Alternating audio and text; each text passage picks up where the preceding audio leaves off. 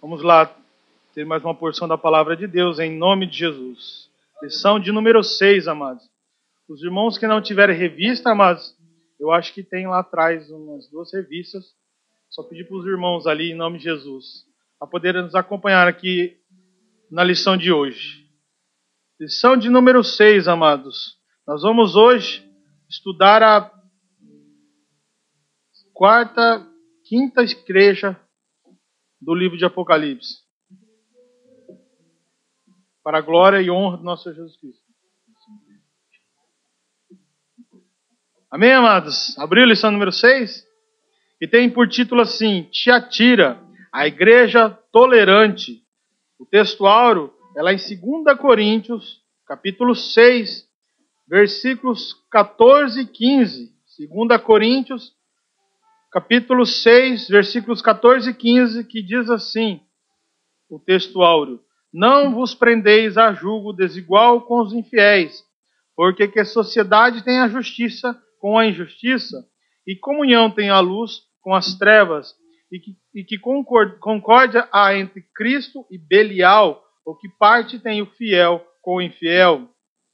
A verdade prática diz assim, o verdadeiro amor tudo suporta, mas não pode tolerar o pecado, porque o amoroso Deus exige santidade, justiça dos seus filhos. Louvado seja o nome de Jesus Cristo. Nós vamos aprender aqui hoje, amados, na igreja de Tiatira, a quinta igreja que nós estamos lecionando aqui nas lições bíblicas, e nós vamos entender hoje que era uma igreja de muito amor, uma igreja que, como Éfeso, foi repreendida, porque já o amor dela não era como no primeiro amor. A igreja de Tiatira continuava com esse amor, mas ela distorcia ao longo da história, porque amor não é sinônimo de tolerância ao pecado. Nós devemos amar o pecador, mas nunca amar o pecado. E a igreja sofria disso. Inclusive, vamos dizer assim, mais especificamente, a liderança da igreja tolerava o pecado no meio da igreja. E isso nós não podemos, porque o Senhor diz aqui que não há comunhão, concórdia em Cristo e Belial. Belial aqui é uma palavra que significa mal, todas as coisas, ou o próprio Satanás. Não há concórdia, não há acordo, não há união com Satanás nas nossas vidas, em nome de Jesus. E aqui eu queria que o irmão projetasse o mapa aqui, só para... Eu gosto de mostrar mapa, eu já fiz um pouquinho de geografia, eu adoro mostrar mapa, mas aguenta eu aí. A igreja de Tiatira ficava bem ao norte, ali da Ásia, das igrejas na Ásia Menor ali. É a igreja lá mais em cima aqui, pro lado direito aqui. Nós vamos aprender sobre essa igreja e sobre a cidade de Tiatira. E a leitura bíblica em classe não poderia ser diferente no livro das Revelações, Apocalipse, capítulo 2, versículos 18 ao 25. Louvado seja o nome de Jesus, como de costume, amados. Eu começo, os irmãos, o seguinte em nome de Jesus. E diz assim, Apocalipse 2, 18 a 25. E ao anjo da igreja de Tiatira escreve, isto diz o Filho de Deus, que tem os olhos como chama de fogo, e os pés semelhante ao latão reluzente. O 19.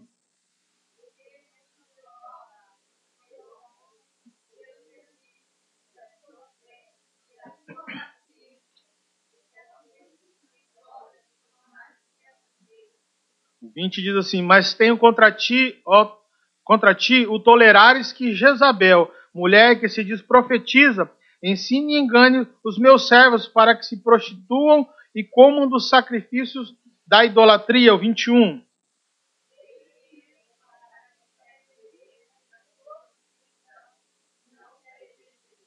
E eis que porei numa cama, e sobre os que adulteram com ela virá grande tribulação, se não se arrependerem das suas obras. 23.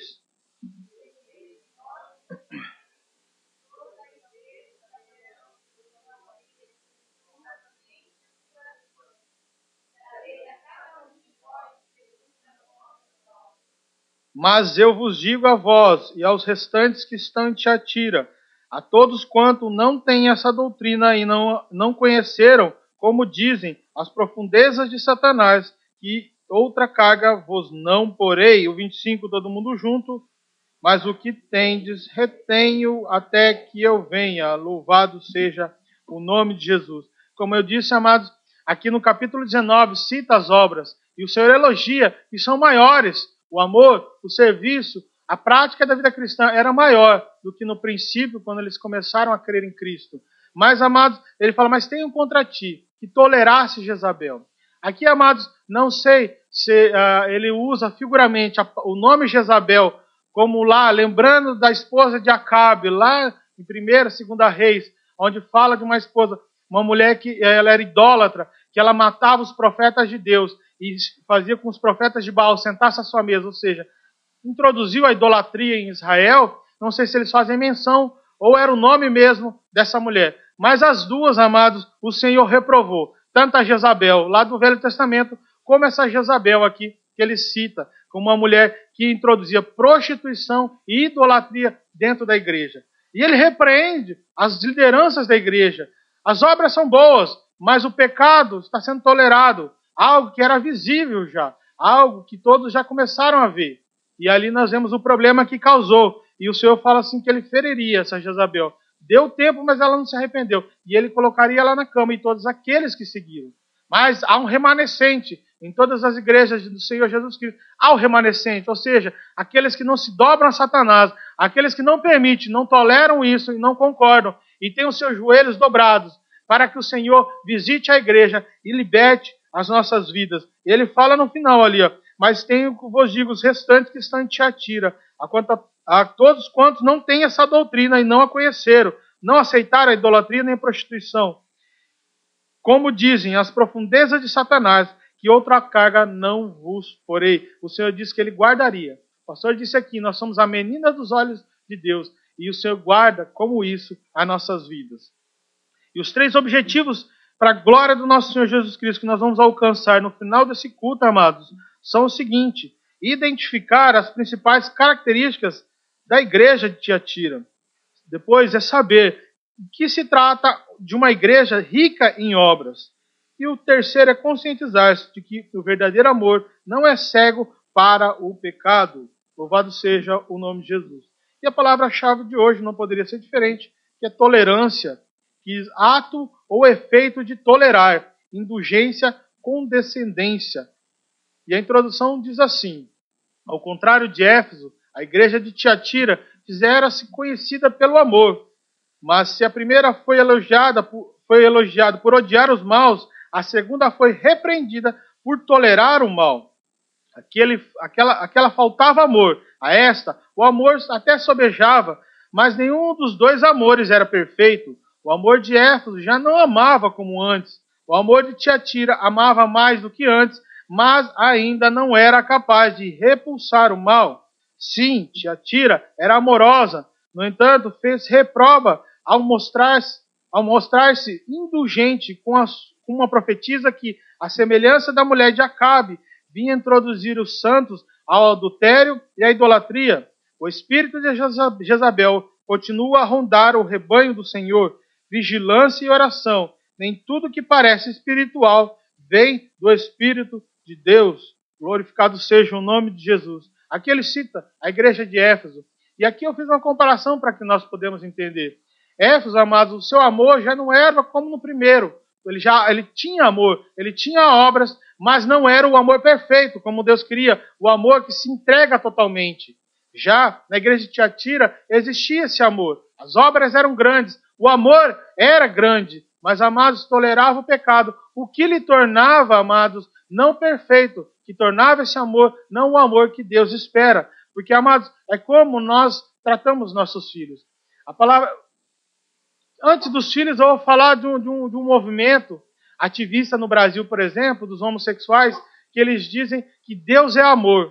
A qualquer tipo de manifestação é amor. Amor entre dois homens, sexualmente, eles dizem que é amor. E se Deus é amor, ele concorda com isso. Mas aí, a rebater a palavra de Deus, diz que o Senhor é amor, mas o Senhor é juízo, é justiça. E ele não tolera. Ele diz que homossexualismo, a prática é pecado, ele não tolera. E assim também como na vida dos nossos filhos. Nós amamos nossos filhos, mas se tolerarmos, amados, os erros deles, nós tolerarmos os tropeços que eles cometem, as falhas que eles têm, e não os corrigir, eles se tornarão, amados, talvez, sei lá, monstros no futuro, pessoas, amadas, desviadas, Às vezes não, mas a tolerância ao pecado não pode ser permitida. Nós amamos os nossos, nós amamos nossos filhos, mas nós não toleramos o pecado. Assim como o Senhor ama a nós, mas de maneira alguma Ele abrirá a mão, amado, da santidade. Como outra hora eu já preguei aqui, amados, da santidade de Deus. Outras religiões pregam coisas excelentes, obras, pregam, amados, uma vida de excelência, uma vida que você tem que se entregar para as obras, você tem que ter uma vida, buscar a felicidade. Tudo isso eles pregam. Budismo, espiritismo, todas as igrejas, esse tipo de seita, pregam isso. Mas santidade, amados, excelência de santidade, você só vai ver na Bíblia. Você só vai ver na palavra de Deus a pregação da santidade e excelência. O Senhor, amado, no Sermão do Monte, ele fala, amado, quando ele fala assim, o que disse Moisés sobre o divórcio? Repudiar a mulher se ela te trair. Mas eu digo-vos, se você olhar por outra mulher, ou se ele está falando do adultério, olhar e desejar, já cometeu adultério. Excelência, amados, que o Senhor pede de nós de santidade. Antes, era só teria que ser cometido o ato, teria que ter conjunção carnal, aí o adultério era consumado. Jesus fala assim, não, o padrão de santidade é os olhos olharem e desejarem, já pecou. Se você, amado, ele fala assim, não matarás nas leis, nos mandamentos. Ele fala, digo-vos, se no teu coração odiares o teu irmão, és homicida. A santidade que o Senhor pede de nós, amados, é excelência. Ele coloca lá em cima, porque o nosso Deus não é meia boca, o nosso Deus não é medíocre, o nosso Deus é soberano. Salmo 90 fala assim, que ele é altíssimo, ele habita no Altíssimo. E nós temos que crer e temos que entender isso, que a santidade que Deus exige de nós é excelência. E nós, amados, eu meditando sobre isso, eu fiquei pensando assim, porque se você, por exemplo, tem algo que você nunca vai alcançar, talvez você desista na sua vida. Fala assim, olha, eu não vou conseguir pegar aquilo ali está muito além de mim, eu não sei alguma coisa, eu não consigo alcançar. Mas a perfeição de Deus, amados, ela tem que ser buscada, porque você não tem que pensar, porque nós nunca seremos igual a Deus, nunca seremos perfeitos e tão glorioso como Deus, em todos os aspectos. Mas a busca por essa perfeição faz com que cada dia você seja melhor. E cada dia, amados, você reflita a glória de Deus para que honre o seu nome. Então a busca da perfeição é para o aperfeiçoamento das nossas vidas. Nós não chegaremos à totalidade de Deus, mas, amados, garanto para você, se você persistir neste caminho, você vai ver que a tua vida melhora a cada dia. A tua relação com outras pessoas, amados, vai melhorar a cada dia em nome de Jesus. E o primeiro tópico diz assim, a igreja em Tiatira. Nós vamos estudar aqui a cidade de Tiatira. Embora rica, Tiatira não podia ostentar a riqueza de Éfeso, nem era tão importante quanto Pérgamo, mas sabia como usufruir do progresso que os romanos haviam trazido à região ao transformar a Ásia Menor numa província imperial. Sua produção de tecidos, principalmente o índigo, depois eu explico para os irmãos, torna famosa em todo o mundo. Tiatira fizera-se afamada também pelas guildas que agruparam os profissionais das mais diversas áreas. Era uma espécie de sindicato. Hoje, quem visita a moderna Aksar, na Turquia, depara-se com as ruínas de uma Tiatira que, outrora florescente, perdera todo o viço ao honrar mais a criatura do que ao Criador. Aqui, amados, ele cita essa palavra índigo, era um tecido tingido de azul, um azul bem escuro, um azul marinho bem escuro, talvez semelhante ao jeans, assim, uma tonalidade bem escura.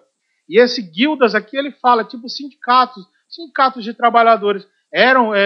Eles se reuniram, é tão antiga, eu nem sabia, que aprendi com a lição. É tão antiga essa ideia de sindicato que nasceu lá atrás. Ele se reuniu, assim, pessoas que exerciam a mesma profissão e se organizavam para cobrar, para fazer o que nós chamamos de cartel no Brasil, vocês combinar preços para que não haja concorrência. Com certeza isso aqui acontecia ali, na igreja, na cidade de Tiatira. E aqui fala que a cidade de Tiatira, amados, ela não era tão importante e tão rica como as demais que a gente estudou, Éfeso e Pérgamo. Mas ela tinha algo importante. Talvez, no meu pensamento, por ela estar mais no extremo leste ali, daquela região ali, foi uma base militar. Roma instaurou ali tipo como fosse uma província de governantes. Como eu disse para os irmãos, algumas regiões não tinham um governante romano, mas Tiatira tinha. Ali se estabeleceu como fosse um quarto batalhão, ali um batalhão de polícia para comandar aquela região. E ali tinha uma guarnição do exército romano naquele lugar. E com isso, trouxe prosperidade à região. Quando isso, amados, muitas pessoas de fora vindo para lá, trouxe prosperidade àquela região. Então, Tiatira era conhecido como isso. Não era tão rica, porque ela talvez estaria distante do mar ali, não era uma zona comercial, mas nem tão assim, não era tão famosa, mas ali ela era importante para o Império Romano. Como eu disse para os irmãos, talvez no meu pensamento, uma estratégia militar, porque ela ficava mais à frente assim de uma barreira. Se um exército inimigo vem, ali era uma entrada assim de território inimigo, eles poderiam já de frente ali combater e outros avisarem ali. Se eles ficassem atrás, até chegarem nele, as regiões não tinha e-mail naquela época, eles destruiriam, conquistariam a parte e não teriam exército. Então eu creio que os exércitos ali de Roma colocaram ali por uma questão estratégica militar. E agora nós vamos entender a igreja de Tiatira, no segundo subtópico, que diz assim: é bem provável que o evangelho tenha chegado a Tiatira através de Lídia. Evangelizada por Paulo em Filipos, retornou à cidade natal como portadora de boas novas. O apóstolo haveria de confirmar o trabalho ali estabelecido em sua terceira viagem missionária.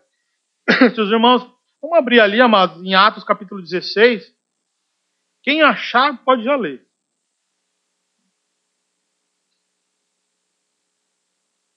16, versículo 14.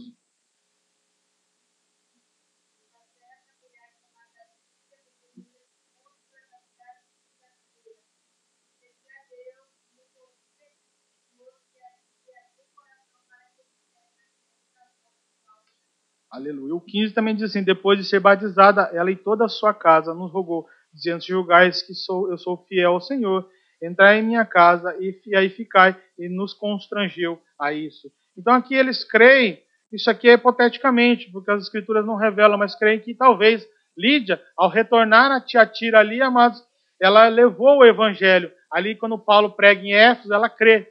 E ali você vê a concordância da palavra de Deus. E Lídia era vendedora de tecidos púrpura. Púrpura, acho que é um roxo escuro. E a região dela era uma região que vendia aquele tecido indígeo. Era uma região têxtil, uma China dos tempos antigos, que era forte na área têxtil. E ali você vê que Lídia desceu às regiões para comercializar. E talvez mais futuramente ela retornou à região de Tiatira, à cidade dela. E ali levou a palavra de Deus. E ali, amados, foi estabelecida a igreja.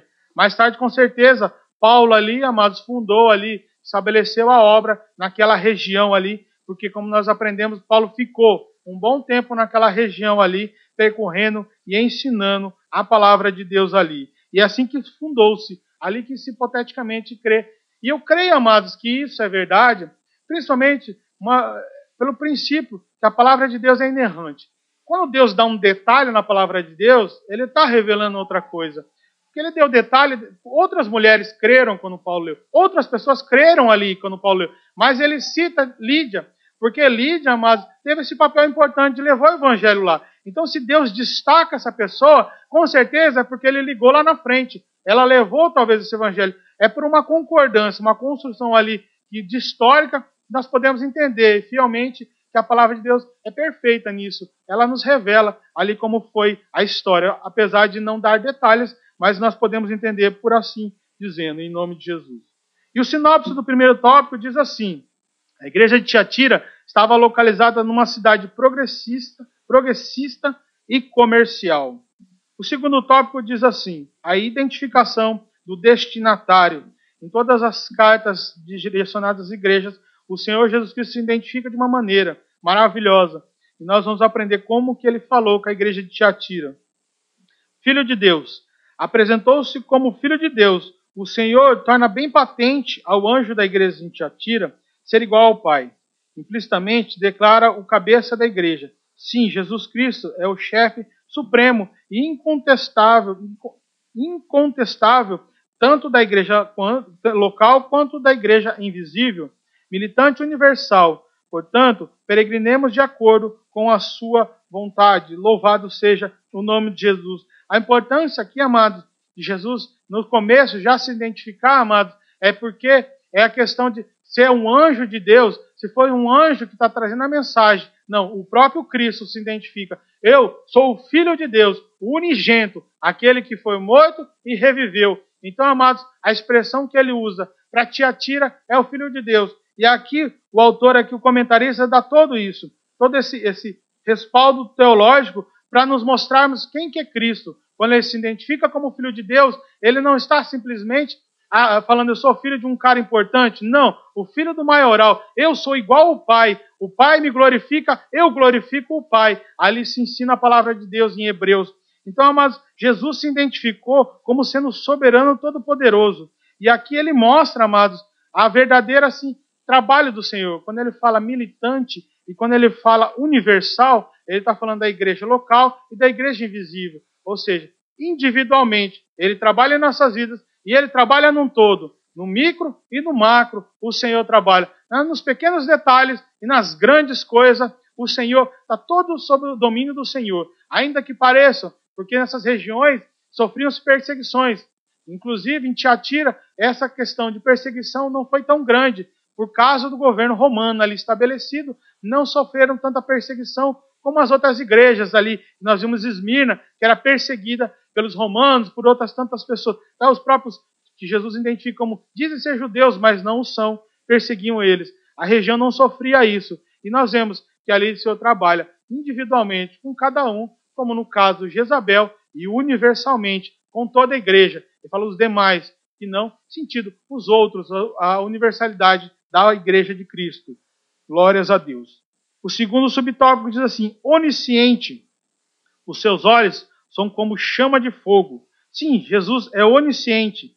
Ele tudo sabe, tudo conhece, tudo vê. Sonda-nos as mentes e os corações. Portanto, o Senhor sabia muito bem o que se passava na igreja de Tiatira.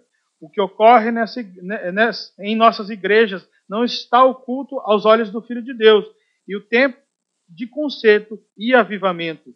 A identificação aqui que o Senhor também se dá em Tiatira, ele fala assim, aquele que tem os olhos como chama de fogo. Aqui, se nós pudéssemos modernizar o texto, seria aqueles que têm os olhos como faróis de xeon ou de LED, para que se enxergue mais claramente à noite. Ele está falando assim, como os olhos de raio-x, para dizer assim, um popular dizer melhor assim para os irmãos entenderem.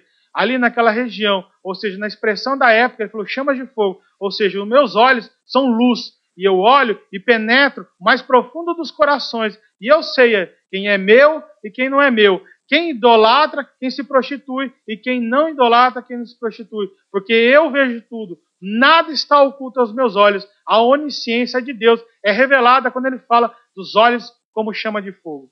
E aqui, amados, eu vi uma explicação, porque onisciência de Deus, se você for se aprofundar nisso, você talvez se encasquete alguma hora. Porque você vai pensar assim, mas se Deus sabia, por que Deus permitiu?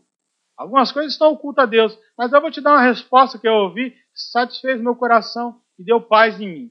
Amados, o Senhor sabe o que foi ontem. O Senhor sabe o que está acontecendo agora. O Senhor sabe o seu futuro. E Ele sabe, amado, o que seria. É interessante essa palavra seria. Ela vem de um futuro imperfeito na classificação da gramática portuguesa, né? Da nossa gramática portuguesa. O que seria? Um futuro imperfeito, ou seja, que pode acontecer, que aconteceria ou que não vai acontecer. A onisciência de Deus é assim. Em todas as possibilidades que você fizer, se eu escolher ir para cá, para minha casa hoje, ou para cá, ou atravessar o mato, Deus sabe todas essas possibilidades. O que aconteceria, quais sejam as minhas escolhas. Essa é a visão onisciente de Deus. Ele sabe o que já vai acontecer, mas também sabe o que seria se você não tivesse levantado as suas mãos e aceitado Ele como Senhor e Salvador da sua vida. Ele sabe, amados, os que vão ser salvos, e o que seriam e os que não seriam salvos. O Senhor sabe todas as coisas. Todas as realidades possíveis estão patentes aos olhos de Deus. O Senhor sabe todas as coisas. Isso não é a totalidade da onisciência de Deus, porque Deus não está no presente, nem no passado, nem no futuro. Deus é eterno, Ele está em todo momento, em todos os lugares. Mas você pode um pouquinho, numa linguagem humana, entender que Deus sabe o que foi, Ele sabe o que é, Ele sabe o que será e o que seria em nossas vidas, conforme as nossas escolhas. É isso que é um pouquinho da onisciência de Deus. O terceiro aqui, amados, ele fala que Jesus se identificou com o supremo juiz. O poder judiciário do Filho de Deus é simbolizado pelo bronze polido em seus pés. Ele é o juiz supremo de todas as coisas, porque todas as coisas foram-lhe confiadas pelo Pai. Em breve, pois, Jesus haveria de submeter o severo julgamento, tanto Jezabel quanto os que ela adulteravam. Deus não mudou, continua a julgar os lobos que, em sua igreja, vestem-se como cordeiros, a fim de levar as ovelhas ao pecado. A terceira tipo de identificação que Jesus se dá a Tiatira, ao anjo da igreja de Tiatira, é que ele é um supremo juiz. Nenhum anjo do Senhor, nenhum anjo, um ser celestial, além de Deus, é-lhe permitido profetizar, revelar alguma coisa que Deus não permitiu. Não é permitido a um anjo de Deus julgar alguém. Falou assim, eis que aplica um juízo sobre você. E quando o Senhor Jesus Cristo fala assim, eis que julgarei essa Jezabel, eu colocarei ela numa cama, ele está aplicando juízo. Então ele simboliza, ele demonstra que ele é o supremo juiz, é aquele que julga todas as coisas, então ele se identifica como juiz aqui. E ele diz assim, ele é o juiz supremo de todas as coisas, porque todas as coisas foram-lhe confiadas pelo Pai. E aqui eu vejo, amados, se você entender como é que funciona para se tornar um juiz, você vai ver que é um caminho árduo. Você tem que ser bacharel em direito, você tem que tirar a sua carteirinha da OAB, que talvez seja a única profissão desse tipo no Brasil que tem que fazer um teste, e é muito difícil passar naquele teste. Para os irmãos terem uma ideia, apenas 20 e poucos % dos alunos, das pessoas que entram com pedido na prova na OAB, na Organização dos Advogados do Brasil, são aprovados, 20% dos que fazem a prova por ano.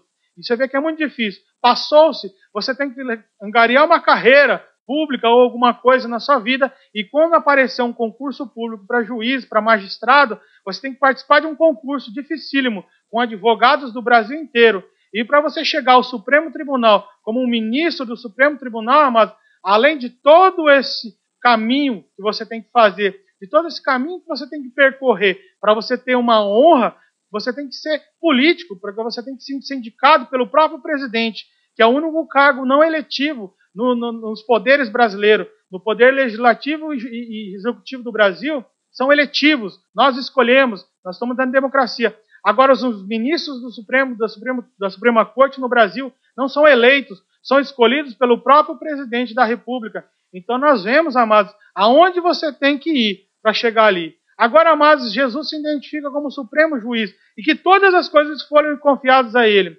Se um dia, amados, você angariar essa carreira, você chegar a esse auge de um ministro do Supremo Tribunal Federal, e eu profetizo em sua vida, se isso for o desejo do seu coração e do Senhor, você vai ver que é um caminho árduo e longo para caminhar. E agora, nós vemos Jesus Cristo falando que tudo foi confiado na minha mão.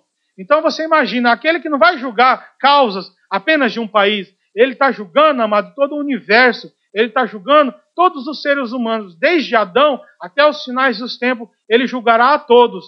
Então, amados, tudo foi confiado ao Senhor. Ele mostra a excelência, o tamanho dessa justiça e do juiz que ele é. Ele é o supremo juiz nas nossas vidas.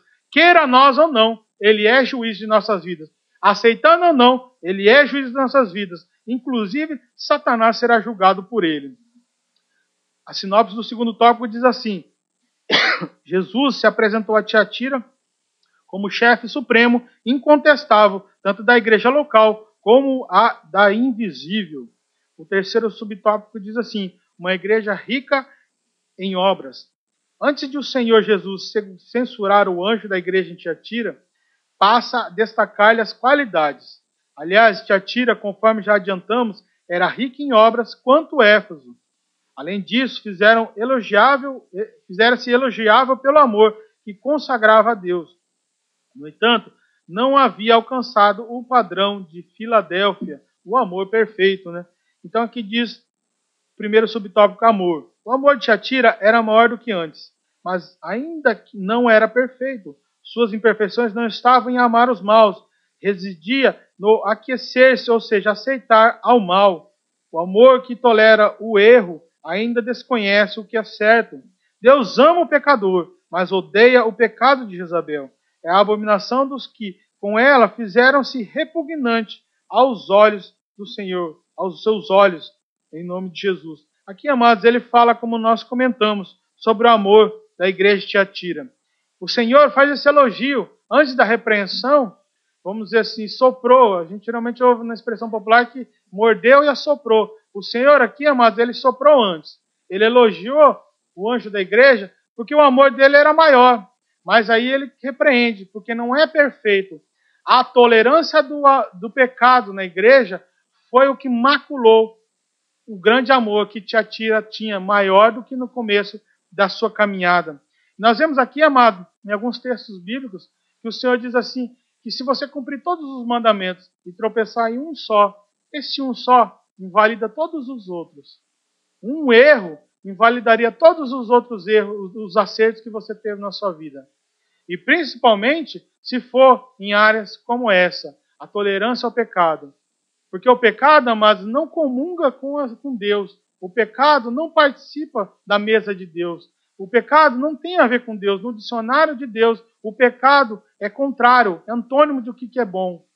Então, amados, toda coisa que é tolerável de pecado não é aceitável pelo Senhor. E aqui ele fala que eles, em vez de não tolerar os maus, ou seja, as pessoas, como a palavra nos ensina, suportar-vos uns aos outros, aqui ele estava fazendo diferente. Ele estava suportando não só a pessoa, mas guardando, acobertando os males que aquela pessoa estava fazendo. Porque nós vamos aprender aqui que essa pessoa que introduziu essas doutrinas dentro da igreja, com certeza ocupava um cargo de destaque naquela região, um cargo de destaque na igreja, porque ela ensinava, ela profetizava na igreja, e ela induzia. E ali o anjo da igreja viu aquilo, e ele é repreendido pelo Senhor, porque se ele não soubesse, o Senhor não revelaria para ele, para que ele tirasse. Mas se o Senhor o repreende, é porque o Senhor sondou o coração dele, e viu que ele tinha ciência daquilo ali, e ali ele estava tolerando, por algum motivo, aquela mulher que introduzia a idolatria e tanto a prostituição dentro da igreja. Vocês verem que abominável que era ao Senhor essa permissão que estava acontecendo em Tiatira. O segundo subtópico diz assim, serviço. Obreira incansável, Tiatira vinha notabilizando-se no serviço a Cristo em favor dos santos. Evangelizava, socorria os mais necessitados, e tudo fazia para expandir o reino de Deus. Imitando apostólica Jerusalém, erguia-se como exemplo para as demais igrejas. Todavia, o seu amor carecia de perfeições ou aperfeiçoamentos. Então nós vemos aqui, amado, que o serviço era notório e ela servia de exemplo para os outros. Servia de exemplo os missionários ali que passavam, Paulo, talvez João, quem passou por ali, via as obras que eles faziam e testemunhavam em outros lugares. Você vê Paulo fazendo isso com a igreja ali da Tessalônica, quando ele vai em Coríntios, fala assim, olha, os lá da Tessalônica, os lá de Filipos, eles me deram oferta, me sustentaram na obra missionária, e no pouco esbanjaram, sobejaram na oferta da minha vida. Então você vê que eles testemunhavam das obras de outras igrejas. Paulo e os demais apóstolos compartilhavam aonde eles passavam, olha, lá estão fazendo um trabalho assim, testemunhavam das coisas que estavam fazendo. Eles não ali acobertavam com uma coisa assim, o cara está fazendo, eu não vou falar para não dar honra para ele. Não, Paulo e os demais falavam. E as obras de Tiatira eram famosas, eram conhecidas, mas o problema da tolerância daquela mulher naquele meio, ali foi algo indicativo para o Senhor falar assim, não é perfeito esse seu amor. Há necessidade de lapidação, há necessidade de aperfeiçoamento nesse amor que não é perfeito. Ele tolera o mal. O terceiro subtópico diz assim, fé. Por suas obras, Tiatira demonstra sua fé. Uma fé, aliás, que não se limitava a um mero assentimento intelectual. Sua confiança em Deus era bem fundamentada. Tinha forças não somente para realizar o impossível, mas para mostrar uma perseverança que ousava além dos limites humanos. Aqui outro elogio que o Senhor faz das obras de Tiatira era a sua fé. E aqui em Tiago 2, no capítulo 2, vamos ler Tiago capítulo 2, para você entender o que as obras que ele está falando aqui. Hebreus, Tiago. Quem achou, manda bala. Uma água. 2:18.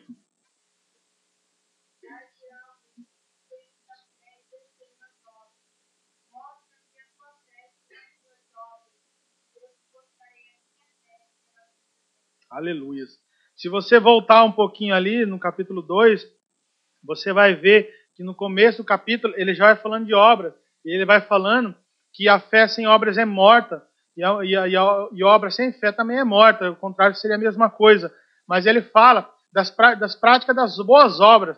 Ali, que nós explicamos outra hora, não está falando das obras que Paulo fala em Romanos, que não tem nada a ver com a aceitação a Jesus Cristo, porque não é pelas obras que alcançamos a misericórdia, a salvação de Cristo. Aquelas obras, estava se referindo às obras da lei de Moisés. Aqui ele está falando de um novo tempo, falando das obras cristãs, as obras que, bem definido por um pastor, é o que era permitido de Deus, que continuasse do Antigo Testamento no Novo Testamento, foi citada. Quando o Senhor, amados, ajuda o necessitado, quando o Senhor ampara as viúvas, ele está falando das boas obras que ele amava no passado e que quer que continue na igreja dele. E Tiago vem falar aqui da fé sem obras é morta, mas não está falando das obras, amados, da lei de Moisés, como está falando de sacrifício de animais. Ele está falando dessas que foram extinguidas, foram abrogadas depois cumpridas pelo Senhor Jesus Cristo, foram passado. E ele está falando das obras que continuaram, que tem relação no servir cristão. E ali, amados, ele fala que são boas. E aqui ele fala que essas fé dele era grande, inclusive com obras. Tiatira foi elogiada por isso, por essa fé maravilhosa, que é o motivar da nossa vida. Que ali, amados, em 1 Coríntios, no capítulo 13, fala assim, que no final das contas é fé, amor e esperança que sobra de todas as coisas. Então, amados, era elogiado a igreja de Tiatira por fé. E nós vamos terminar aqui, lendo o versículo, e nós vamos às obras de Tiatira. Era incrível se você pegar uma pessoa e tecer elogios a ela dessa maneira, e você no final falar que ela não é perfeita, você iria estranhar, se você não revelasse o que está oculto na igreja de Tiatira. Nós vemos que ali eles compensavam aquele com um monte de obras, e na vontade de Deus, mas aqui, no momento que ele estava oculto, ali no pecado dentro da igreja, que o Senhor não tolerava. O quarto aqui de subtópico diz assim, paciência. Paciência é uma virtude que nos capacita a suportar o insuportável. Sabemos que juntamente com a luta, o Senhor vem com o escape sempre oportuno. É por isso que o anjo de Tiatira mantinha-se perseverante e calmo. Outra, talvez aqui ele elogia pela paciência, mas ele não vai elogiar a paciência para com o pecado, né? Tem que ser intolerante contra o pecado, mas com o pecador nós temos que ter paciência. E o anjo da igreja foi elogiado pela paciência que ele tinha. Ali como ele conduzia a obra dele, para que a obra manifestasse todas aquelas as obras que ele está falando, para que a igreja manifestasse essas obras, com certeza ele tinha a mão do seu pastor ali guiando, e ali, amados, motivando as pessoas com fé, amados, com paciência, e ensinando cada um como deveria ser a obra do Senhor. Mas ainda não era perfeito, isso não era o suficiente para apagar o que tinha que ser expurgado da igreja, que era o pecado de Jezabel. O quinto subtópico diz assim, abundância em obras. O anjo da igreja em Tiatira jamais se mostrou remisso. Trabalhando, esforçando-se cada vez mais, foi elogiado por Cristo por serem as últimas obras mais abundantes do que as primeiras. Se as primeiras eram boas, as últimas tinham a marca da excelência. Aqui outro elogio que o Senhor fala, amados, que o elogio que fala que está bem melhor. Eu lembro, amados, que um cantor secular uma vez disse que ele canta com o irmão faz muito tempo, uma dupla bem famosa no Brasil, e ele fala assim que o irmão dele nunca o elogiou. Eu não sei porque ele foi na televisão e falou isso, até soou como uma coisa reprova contra o irmão dele. Ele falou assim, meu irmão nunca me elogiou, mas ele falou assim, no último semana, ele fez algo diferente. Nós estávamos ensaiando junto, ele virou para mim e falou assim, você melhorou. Ele fez um elogio naquele momento. E, amados, nós sabemos que aquele que dá o tapa nunca lembra, mas aquele que levou sempre vai lembrar do tapa. Aquele irmão, por falta de um elogio, ele não carregava isso no coração, uma mágoa. Eles são cantores famosos no Brasil. E eles são famosos. E o irmão, todos os anos, cantando do lado dele com uma mágoa. Meu irmão nunca me elogiou pelo meu talento. Será que eu estou aqui só porque ele é famoso? Porque ele me chamou? E ele reclama. E quando o irmão faz esse elogio, ele se sente enaltecido. E aqui, amados, o Senhor elogia a igreja. O Senhor enaltece. Mas, porém, ele fala, isso não é o suficiente para ser salvo. Isso, vocês têm que expurgar o pecado dentro de vocês. Todas essas coisas não são o suficiente. Se, amados, o amor não for perfeito. O amor imperfeito é aquele que tolera o pecado. O amor imperfeito é aquele que é menor do que no começo. Agora, o amor perfeito, amados, é aquele que é abundante e cresce. E a cada dia se santifica cada vez mais. A cada dia, o amor ele não tem que ser agregado a outras coisas. E sim, ele é para nos limpar de todas as impurezas do mundo. Quando nós amamos, nós arrancamos do nosso coração o ódio, o rancor, as mágoas passadas. Quando nós amamos, amados, nós não praticamos as coisas más. Porque quando nós olhamos para um ser humano e falamos assim, quem sou eu para fazer mal para um ser humano? Se o meu Deus, sendo Ele todo perfeito, Ele amou essa criatura, quem sou eu para praticar um mal contra o outro? Quem ama, amados, se limpa das coisas do mundo, se tira da sua vida as coisas que não agradam a Deus e caminha para a perfeição em nome de Jesus. A sinopse do terceiro tópico diz assim, a igreja de Tiatira era rica em amor, serviço, fé, paciência e boas obras. O quarto subtópico diz assim, Jezabel e as profundezas de Satanás. Não obstante sua inigualável virtude, o anjo da igreja em Tiatira foi reprovado por Cristo por estar tolerando uma mulher que, dizendo-se profetiza, encontrava-se a desencaminhar os fiéis à idolatria e à prostituição. Amados, nós vamos entrar aqui em Jezabel, mas nós vemos assim, por que da imperfeição? Por que, amados, que Deus reprova aquele homem que estava na frente, ou aquela liderança que estava na frente? Idolatria e prostituição não é uma coisa velada. Apesar das pessoas tentarem, não é tão velado. Você vê a pessoa que é salva no Senhor Jesus Cristo, que abandonou a idolatria, ela tira as coisas da sua casa, ela se alimpa do velho homem. E nós vemos, amados, que essa mulher introduziu dentro da igreja a prática da idolatria.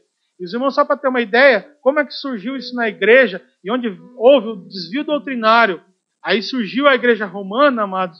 Eles dizem que antigamente não existia foto, não existia Facebook para postar as fotos de Paulo, de Pedro, de João, dos apóstolos. E as pessoas amavam esses homens de Deus. Tiveram a ideia de fazer esculturas ali para lembrar eles. Faz ali, Paulo, pousa aí para uma foto, ou seja, pegava um artifício ali que manjava e fazia uma escultura em homenagem a Paulo ali, que era para lembrar apenas. Acontece, amados, que Satanás vem nisso. E amados, introduz a idolatria dentro da igreja. Em vez de ser apenas um objeto, como fosse uma foto que você tem da família, um porta-retrato, as pessoas começaram a ajoelhar e pedir para a estátua.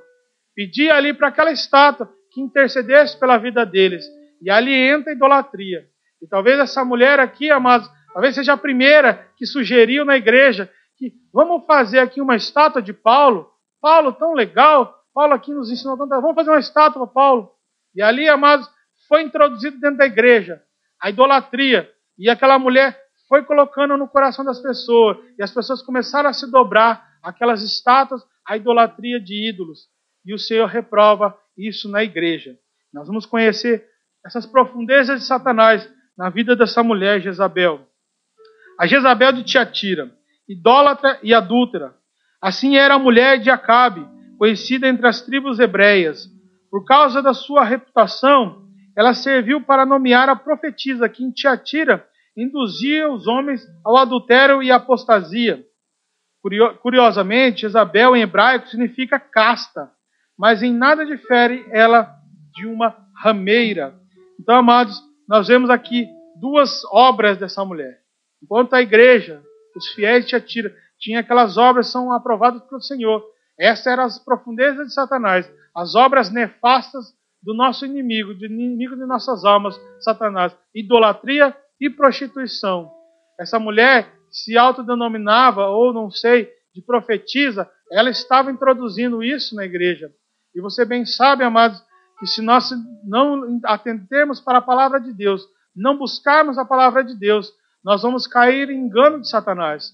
Porque se eu profetizasse para você que aquele vaso de flor ali tem poder para te curar, se você não conhece a palavra de Deus, você tomaria aquilo ali e levaria para sua casa como um ídolo. Você levaria para sua casa e se dobraria aquilo, acreditando que eu profetizei para a sua vida, que aquilo era. E talvez essa mulher ali, ela tomada no espírito ali, Satanás, lógico, fazia essas obras para que enganasse o povo. E ali, lá no começo, nós vemos lá na verdade prática, que tudo que é espiritual não quer dizer que é de Deus. Mas aqui eu faço um ressalvo para você. Não saia julgando ninguém não também. Porque o Senhor Jesus Cristo nos alertou lá, que aquele que profanar contra o Espírito Santo não tem perdão. Ou seja, se você aplicar juízo a uma manifestação de Deus, do Espírito Santo, e dizer que isso é de Satanás, o Senhor não se agrada e diz que não há perdão para essas coisas. Então, o Senhor não está falando que nós temos que julgar as coisas, mas discernir todas as coisas. Discernir é interpretar, não é de Deus. Então, eu me resguardo de aceitar isso, de levar isso para a minha vida. Você que busca o Senhor, tem sensibilidade do Espírito, você percebe o que não é Espírito de Deus, é Espírito do homem ou Espírito de Satanás. E você discerne e você bloqueia na sua vida aquilo para que não introduza no seu coração. Mas nunca julgar, dizendo na cara da pessoa ou fazendo, profetizando aí ou falando para as outras pessoas que aquela pessoa foi tomada por Satanás e falou aquelas coisas. Lembro-me eu, amado, que nós aprendemos isso. Uma vez um irmão lá na igreja no Brasil, ele foi pregar em outra denominação, e ali uma menina começou ali a entrar no espírito e tal, e começou a falar em línguas, e ele no coração dele, ele falou assim, isso não é de Deus. Ele falou no coração dele, essa menina rodopiou, parou na frente assim, não diga que isso não é de Deus. Deus falou com ele. Ali, amados, ele sentiu um temor tão grande de Deus, porque ele viu que era o Senhor, porque é o Senhor quem sonda os corações. O mais profundo dos teus pensamentos, Deus sabe.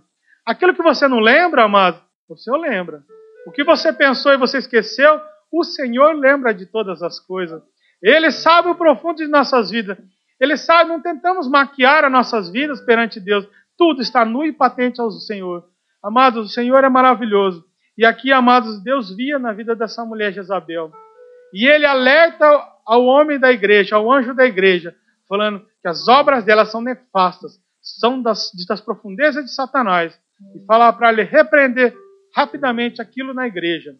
Nós vemos que é o Senhor Jesus Cristo, aquilo que viu. Não foi um homem que julgou aquelas coisas, não foi João que transliterou as palavras de Deus para o livro que falou aquilo. Foi o próprio Cristo que falou. Isso são obras de Satanás. Isso não é espírito de luz, isso é espírito das trevas que está nessa mulher. Nós vemos aqui qual eram as obras dessa mulher. E ainda falam aqui que o nome dela, curioso, em hebraico, significa casta. Né? Que o Senhor até fala casta de demônios, uma casta naquela vida. O segundo subtópico diz assim, ministério de Jezabel. Vixe, meu Deus. Ministério, amados, no grego original quer dizer serviço, né? Não poderia nem usar essa palavra nessa mulher, mas vamos embora.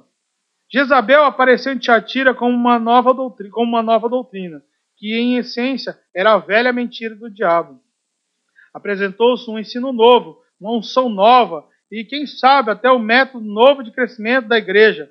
Nos bastidores, era tudo isso conhecido como as profundezas de Satanás. O que parecia uma nova revelação era, na verdade, o engano antigo do caduco que levou nossos pais à ruína. Além de profetizar, Jezabel ascendera a categoria de mestre na igreja. Mestre. Profetizando e ensinando, seduzia a todos com a sua doutrina. Como lhe fora possível tamanha ascensão sobre o ministério, não havendo ninguém que lhe barrasse os passos, ela transformou todo o redil e comprometeu a ortodoxia e a pureza da igreja. Então nós vemos, amados, esse ministério dessa mulher. Ela apresentava-se como uma nova doutrina. E nós reconhecemos, amados, muitas vezes, isso é discernimento de espírito, essas obras nefastas de Satanás, quando tentam reescrever a Bíblia, quando aparece pessoas falando que tem uma nova revelação de uma interpretação da Bíblia. Quando, ou seja, eles vão dar um novo passo. Quando falam que a evangelização, como a Bíblia nos ensina, está ultrapassada, não funciona mais. E ali eles aplicam novas doutrinas, assim a igreja vai crescer. E amados, se você tem noção como no Brasil está, eu não posso porcentalizar aqui quanto está no Brasil esse tamanho, mas eu falo para vocês que talvez chegue a quase metade das igrejas evangélicas no Brasil adotando doutrinas que o Senhor não se agrada. Doutrinas, amados, que em vez de agrupar em corpo, como o irmão leu aqui, estão dividindo em átomos ou outras particularidades do corpo humano. Em vez de se juntar num só corpo, estão dividindo o corpo. E o Senhor, e essas pessoas vêm falando de uma nova doutrina. Vem ali nos dons espirituais e classifica o 11º. Coríntios capítulo 12, só fala de 9. A pessoa falou que existem 10 dons descritos ali. Um tal do dom do saxofone, que o irmão pregou ali na EBO retrasada. A pessoa diz, um dos pais, ou seja, a mãe de uma dessas doutrinas, ela diz que há um 10º dom, que é o dom do saxofone, que ela interpreta a música e Deus fala pelo saxofone. Então nós vemos essas novas inserções de Satanás no meio do povo de Deus, amados. Ele fala que é a velha doutrina de Satanás lá do Éden. Distorcer a palavra, o que Deus disse para Eva, ele distorceu ali. E Eva foi enganada pela serpente. E Satanás vem aos tempos, trabalhando isso até os dias de hoje, amados, introduzindo essas falsas doutrinas, os novos ensinamentos, a nova unção. O Senhor, amados, não envelhece. Como é que ele pode trazer algo? O Senhor é sempre novo. Nós precisamos de uma renovação. A unção de Deus é poderosa. Do primeiro dia da nossa vida até o último dia, a unção de Deus é poderosa. Do dia que você foi batizado com o Espírito Santo até hoje, amado, a unção é a mesma. Eu posso não estar usando ela, mas a unção do Senhor sobre a nossa vida é a mesma. Ela só tende a crescer, ela não diminui. Nós que extinguimos o Espírito dentro de nós, mas o Espírito Santo não pode ser apagado. É nós que retiramos de nós. É nós que nos apartamos quando nós cometamos iniquidades. Não existe nova unção. A unção de Deus é nova todo sempre, eternamente. Louvado seja o nome de Jesus. E aqui, amados, ele leva o negócio a algo sério. Porque a mulher introduziu essas doutrinas, o novo acrescentar na igreja. E a palavra de Deus fala assim, que o Senhor cooperava com a obra e o Espírito Santo acrescentava a cada dia a igreja. Então já denota quem que vai fazer a igreja crescer. Não é nova doutrina, não é nova unção, não é RTT, não é nada. É o próprio Espírito Santo o que faz a igreja crescer. É Ele que está no comando. E aqui ele introduz. E ela, amados, com essa nova doutrina, ela acende a mestra dentro da igreja. Ela chega à parte do ensino. Com certeza, porque essa nova doutrina agradou ali o pastor. Então ele coloca, você ensina essa nova doutrina. E ela ascendeu ao cargo de mestra na igreja, ensinando essas doutrinas. E ele faz essa denotação aqui, como que se permitiu ela chegar tão longe, a mestra na igreja. Porque se você lembrar dos dons ministeriais, ele liga pastor a mestre, o pastorado ao ensino. E ali ela ocupava um lugar que o pastor teria que ensinar, e ele deixou a cargo dela para ensinar essas novas doutrinas. E nós temos que louvar ao Senhor, porque a nossa igreja é sã, em nome de Jesus. Nós estamos pautados na palavra. Você não vai ver aqui homens de Deus subirem aqui e pregarem livros, doutrinas novas. Vão ver homens de Deus abrindo esse livro, amados, e louvando ao Senhor e pregando a pura palavra do Senhor, que é o que nós temos que fazer em nossas vidas, em nome de Jesus. O terceiro subtópico diz assim, a obra de Jezabel. Através dos seus ensinos e profecias, a perversa Jezabel induzia alguns homens à idolatria e ao adultério.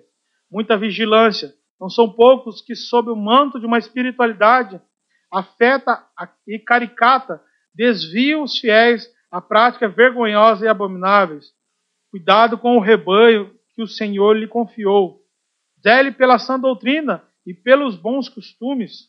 Jamais permita que o lobo lhe devore as ovelhas, utilizando-se de seu púlpito. Aqui, amados, nós vemos a repreensão final ao anjo da igreja E aqui um alerta aos líderes da igreja, não só aos pastores, mas a todos aqueles que exercem ministério dentro da igreja, a todos aqueles que têm filhos em casa. Você exerce um ministério na sua casa.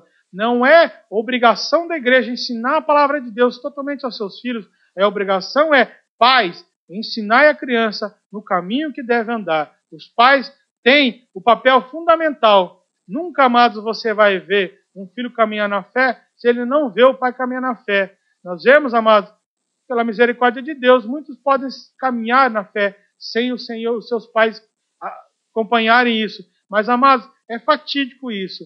Os filhos seguem os caminhos dos pais. Eu vejo, amados, que meu filho, apesar dele ser bem apegado à minha mãe, eu vejo características nele, assim, minhas. E nós vemos que eu sou exemplo. Ainda que pensamos que nossos filhos não estão prestando atenção, eles olham e seguem os nossos passos. Então nós temos esse papel fundamental. Desde o pequeno, o seu ministério dentro da igreja, até os grandes pastores, que têm grandes rebanhos, que têm essa responsabilidade, têm essas ovelhas. E sobre ele está o sangue dessas pessoas. Essas pessoas caminharão para o inferno. E eu falo para os irmãos, eu acredito numa classificação dentro do inferno, onde há piores lugares dentro do próprio inferno. E, amados, eu acredito que essas pessoas, aqueles que deixaram esse sangue, dessas pessoas se desviarem, talvez o juízo delas será muito maior do que aqueles que pecaram, caminharam para o inferno, mas o castigo deles talvez não será tão severo, será severo, porque é o afastamento total de Deus para toda a eternidade. Mas talvez exista um castigo pior no próprio inferno maior, porque ele fala, se Deus bota esse juízo sobre os pastores, que o sangue deles está sobre nossas vidas, sobre a vida dos pastores, então ele está dizendo que há um juízo maior. Aquele que muito foi confiado, muito lhe será cobrado. E assim também, descendo essa escada até as nossas vidas como pais, nós temos responsabilidade para com os nossos filhos. Se os nossos filhos, e isso está patente aos olhos de Deus, nós não sabemos, se as nossas atitudes fazerem com que os nossos filhos não sigam a Cristo, amados, aí o Senhor cobrará de nós o sangue deles. E, amados, nós temos que clamar a misericórdia de Deus, porque o hino que eles louvavam aqui, quando eu penso que sou grande, amados, quero voltar a ser como criança, porque eu não sou independente, eu tenho que ser dependente total do Senhor. Louvado seja o nome de Jesus. A sinopse do quarto tópico diz assim: a profetisa Jezabel desencaminhava os fiéis de Tiatira do reto caminho, a idolatria e a prostituição. Conclusão. Em sua misericórdia, Deus concedeu um tempo de arrependimento a Jezabel e aos que com ela pecaram. Buscaram eles o favor do Senhor? Não temos o desfecho dessa história. Apesar de estarmos em plena era da graça, o Deus do Antigo Testamento não mudou. E se ele puniu Acã, não deixou impune Ananias e Safira. Busquemos, pois, no Deus de amor, a perfeição de nosso amor. Não basta amar mais do que antes. É urgente amar como nunca, perfeita e integralmente. O perfeito e íntegro amor, embora suporte os maus, não pode tolerar o mal, ou seja, as obras más. Apesar de amar o pecador, não podem indultar o pecado. E aqui eu quero que os irmãos, como orientação pedagógica aqui, que nós abríssemos nossa Bíblia em Provérbios, no capítulo 3, e nós vamos encerrar. E o irmão abrisse também em Apocalipse, capítulo 3. Primeiro Provérbios 3, depois Apocalipse 3. Em Provérbios é 11 e 12, quem achar pode ler. Eu achei. Filho meu, não rejeites a disciplina do Senhor, nem te enfades da sua repreensão, porque o Senhor repreende a quem ama, assim como o pai ao filho a quem quer bem. Apocalipse 3,19. Quem achou?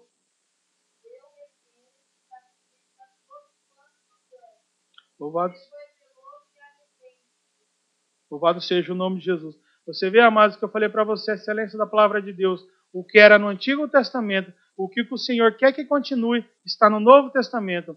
O Senhor repreende aquele que Ele ama. No Velho Testamento, Ele revela a Salomão para escrever em Provérbios. Ele, no Novo Testamento, revela a João: eu amo e repreendo a quem eu amo. E o Senhor vê, amados, que Ele continua a sua obra e Ele não tolera o pecado. E nós temos que glorificar esse Deus. Porque, amados, se Ele não nos repreendesse, nós caminharíamos cegamente para o inferno. Nós caminharíamos, amados, para a eternidade separado de Deus. E o Senhor, amado, não quer isso para nós. Ele diz que Ele não tem prazer na morte do ímpio, antes que se converta dos seus maus caminhos e volte para Ele, em nome de Jesus. Amém, amados? Posso fazer pergunta, pastor? Vamos às perguntas em nome de Jesus? Estourou. Primeira pergunta. Provavelmente, segundo a lição, através de quem o evangelho chegou a Tiatira? Perfeito, mas isso mesmo. Vendedora de púrpura. A2. De acordo com a lição, implicitamente, como Jesus declara isso aí, Tiatira? Glória a Deus. Aleluia. Ele comanda essa igreja local e todas as outras igrejas. Louvado seja o nome de Jesus. A terceira é, por que Tiatira notabilizou-se no serviço a Cristo em favor dos santos?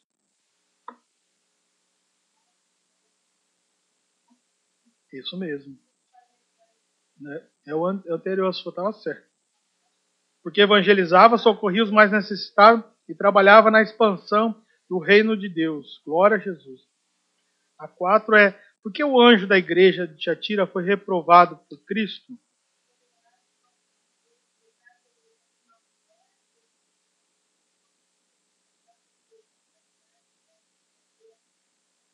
Isso mesmo. E ainda, um acréscimo meu, ele chegou a colocar ela como um mestre na igreja. Né? A quinta é, você tem buscado a perfeição do amor de Deus? Louvado seja o nome de Jesus. Essa resposta é pessoal. Se alguém quiser responder, em nome de Jesus, fiquem abertos.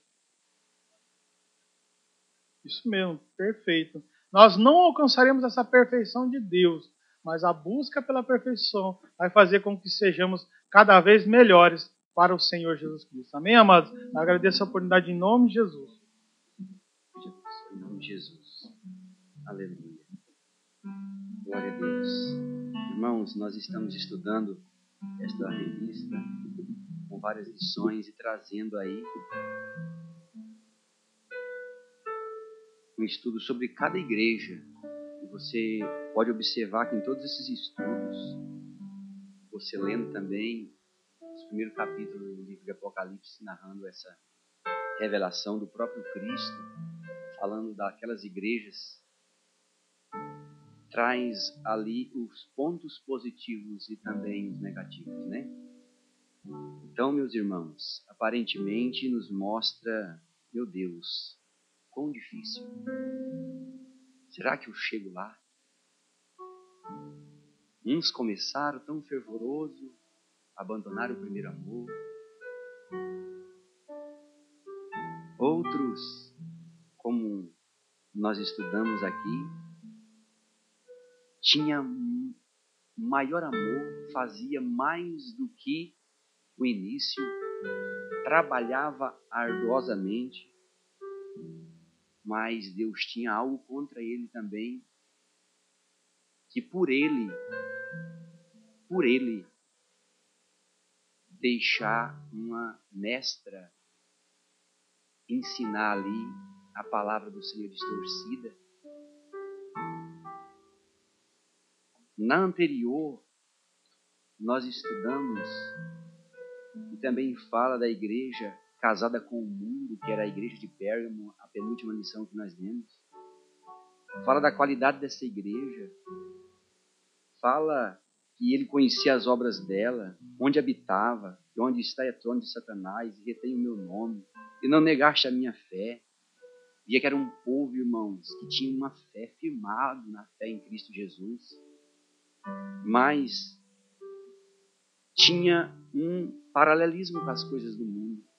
Então Deus, ele prescuta todas as coisas. É como o irmão aqui falou a respeito do olhar do Senhor, né, que sonda, que penetra, que atravessa, é como um raio-x, que conhece todas as coisas.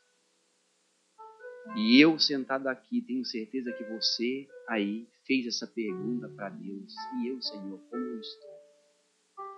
Como foi o meu ontem? Como é o meu hoje? O que eu tanto faço? E o que eu tanto não faço? O que eu queria tanto fazer e não faço, e aquilo que eu nada queria fazer, eu acabo fazendo, assim como Paulo, aconteceu com Paulo.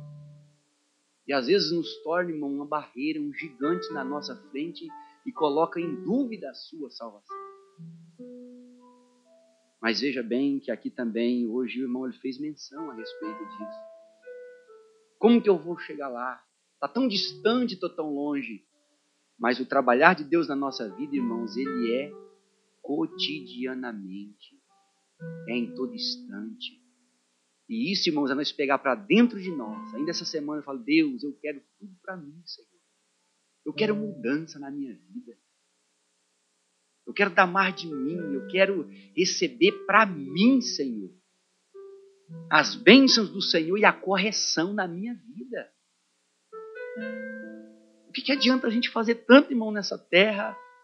Lutar. Aqueles que estão à nossa volta. A palavra, irmão. E chegar naquele dia for reprovado.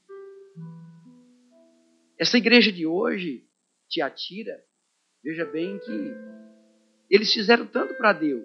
Mas o homem, irmãos, o que acontece? Ele não filtrou o caráter daquela mulher. Deixou que ela viesse o púlpito da igreja e começou então a ensinar o quê? Levou o povo à idolatria, trazendo novidades para dentro da igreja. Irmãos, eu louvo a Deus porque nós estamos servindo a Deus em um ministério sadio. Sadio.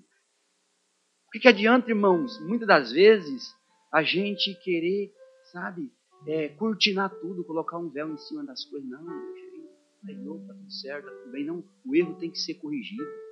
Deus, irmãos, ele é o Deus que ele vê as coisas boas, mas também o que está de errado, ele também expurga aquilo que é que saia, como escoivar da nossa vida aquilo, porque aquilo vai impedir de nós entrar no céu. Aquele povo que ali, irmãos, fizeram tanto para Deus, aí vem lá ensinar a idolatria. O irmão fez aqui uma comparação. É a imagem dos grandes homens de Deus. Adora eles aí. Não é pecado você carregar a foto de sua mãe, de seu pai, da sua irmã. Não é pecado isso não. Eu também carrego, meu irmão. Hoje a gente não precisa nem carregar dentro das fotos. Você tem aí o seu Keita e você carrega várias. O pecado é você curvar diante delas, pedindo algo para Deus. Colocando num lugar que só pertence a Cristo. Só pertence a Cristo. Aí se dobra diante de pé da imagem. E quer casar? Vou lá para aquele que diz que dá casamento. Eu quero prosperidade na minha vida. Vou lá pedir para fulano de tal que prospere a minha vida. Isso é pecado, é idolatria e leva as pessoas para o inferno. Todos os idólatras. O apóstolo Paulo pregou isso. 1 Coríntios, capítulo 6 e 9, ele fala, olha, não erreis, porque os ladrões, sodomitas, efeminados, bêbados e idólatras não herdarão o reino dos céus. Então, meus queridos, a mulher vem e introduz isso, a idolatria.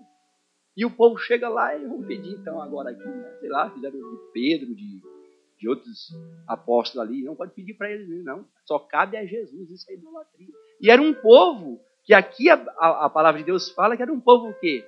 Que tanto zelava.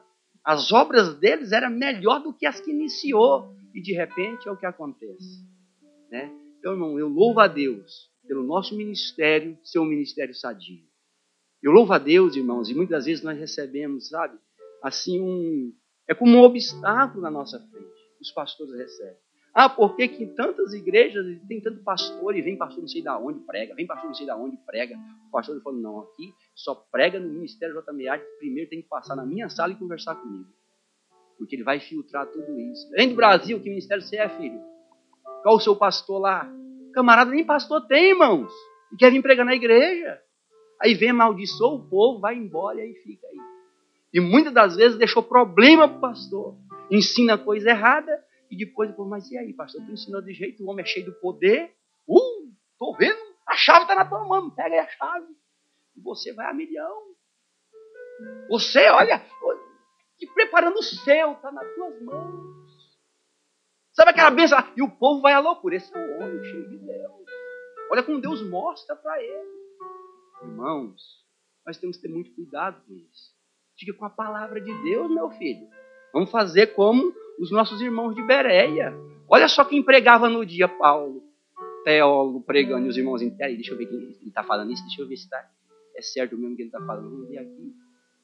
Então, nós temos que ter muito cuidado com isso. Esta igreja estava lá.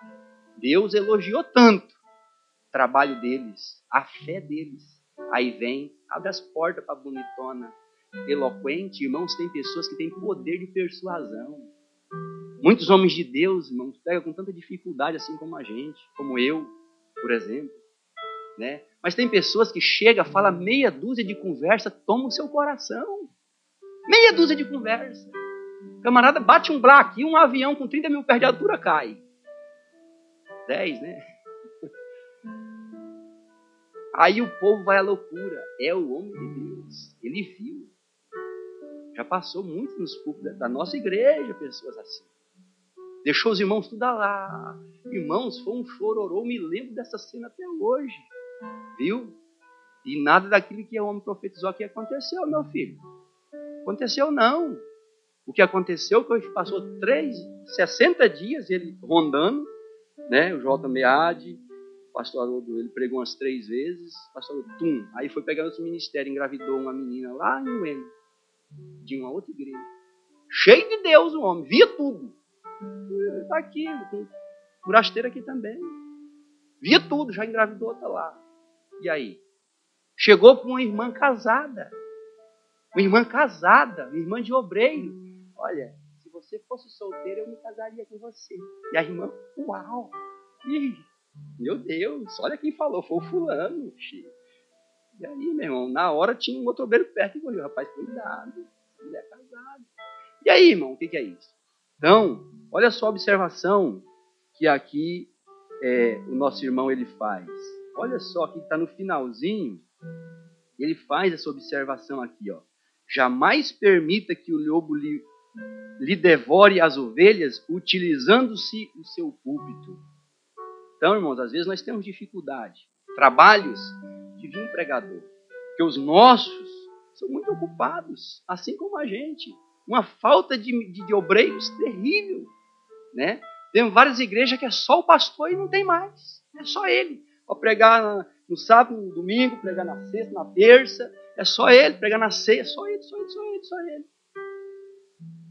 Então toma cuidado com isso. Fica com Jesus, fica com a palavra de Deus. Deixa ela penetrar no teu coração e fazer como o Davi fez. Escondi a tua palavra no meu coração para não pecar contra ti. O Senhor, irmão, ele fala que aquele que acrescentar um tio ou tirar um tio da minha palavra. Aí vem outro lá, como é que é o nome lá da pessoa? Lá que a unção do teclado, do saxofone. Aí eu discerno aí, ó, a música aí está falando isso altíssimo, meu Senhor. Então não sabe nada, ela pode falar o que ela quiser. Pode falar o que ela quiser, inventar uma coisa. É doideira, meus irmãos. Isso está literalmente acontecendo no nosso dia. Coloca-se em pé e nós vamos orar. Amanhã, a partir das 3 horas da tarde, os músicos estarão indo para a sede. E à noite é o culto de encerramento, né? Com todo a participação do ministério. Ciclo de oração, os jovens também. Os irmãos que forem, vão. Conversei com o irmão, os músicos eles vão com seus carros, né? Enfim, e a vaga vai ficar para as irmãs, que não tem a maioria, né? E vão estar indo para lá em nome de Jesus Cristo. Até amanhã nós temos um culto aqui abençoado, culto de missões. Não perca em nome de Jesus. E no próximo sábado, já vai estar aqui conosco o pastor Elias Gonçalves Dias, no sábado e domingo. Vai ser dia 30 e dia 1º. Vai ser um seminário para casais e vai ser de grande bênção. Nós vamos deixar aqui um bom tempo para ele, mais de 1 hora para ele ministrar, e você não perca. Irmãos, igreja sadia é sinônimo de um lar sadio. Um lar sadio. Os irmãos que estão felizes na casa do Senhor, você pode ter certeza que lá no lar também as coisas vão bem. Agora, quando as coisas não vai bem no lar, irmão, também na casa do Senhor não vai bem. Né? Quantas famílias estão fragmentadas? Né? Relacionamentos bons, só aparentemente, só Deus sabe o que acontece lá. Né? E aí vem para a casa de Deus oferecer o sacrifício e Deus está lá. Lembra-se que o olhar de Deus é aquele que o irmão aqui disse, é como um raio-x, que vê tudo. Você pode esconder de todo mundo o que acontece, mas dos olhos dele, meu irmão, nem eu, nem tu e nem ninguém se esconde. Naquele dia, ele também vai trazer o juízo, porque ele é juiz, né? O perfeito juiz. Que Deus te abençoe. Senhor, Deus e Pai da glória, nós te louvamos. Abençoa, Pai, os teus filhos. Dê graça, Jesus querido, a cada um deles, meu Deus. Senhor, meu Pai, guarda-nos, livra, meu Deus, ó Pai, de toda cilada, de toda astúcia de Satanás, de toda a sutileza do inimigo, meu Deus, ó Pai, que ronda. Ah, Jesus querido, guarda-nos, livra-nos, ó Pai. Senhor, meu Deus, o Senhor é aquele, Pai amado, que nos deu a Tua palavra. Ah, Jesus querido, Teu Espírito, meu Deus, ó Pai, que habita em nós. Nos ensina todas as coisas, Pai, assim como o Senhor usou João, no capítulo 14, versículo 26. O Senhor que nos ensina todas as coisas e nos faz lembrar tudo quanto nos ensinou. Jesus, ó Deus da glória, dá graça aos Teus filhos. Guarda, meu Deus, ó Pai, cada matrimônio, cada família. Senhor, abençoa as famílias, meu Deus. Abençoa, Jesus querido, o chefe do lar. Meu Deus, o sacerdote do lar, Pai. Meu Deus, em nome de Jesus Cristo, meu Deus, ó Pai, forge em cada um, Senhor, ó Pai, um caráter verdadeiro cristão. Um caráter, Pai amado, cristão verdadeiro. Meu Deus, guarda-nos, ó Pai, nos conduz à nossa casa. Livra, Jesus querido, de todo laço. Dá-nos uma noite de paz. Ah, Jesus querido, livra de toda catástrofe natural, Senhor. Oh, meu Deus e meu Pai. Mas o Senhor não nos livrar. Nos recolhe, meu Deus, ó Pai, para junto de Ti, Jesus. Oh, Senhor da glória. Nós te pedimos e te louvamos desde já para sempre. Amém e amém. A bênção.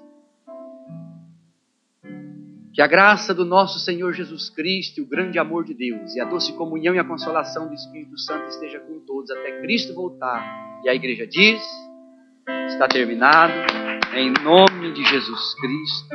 Amém. Aleluia.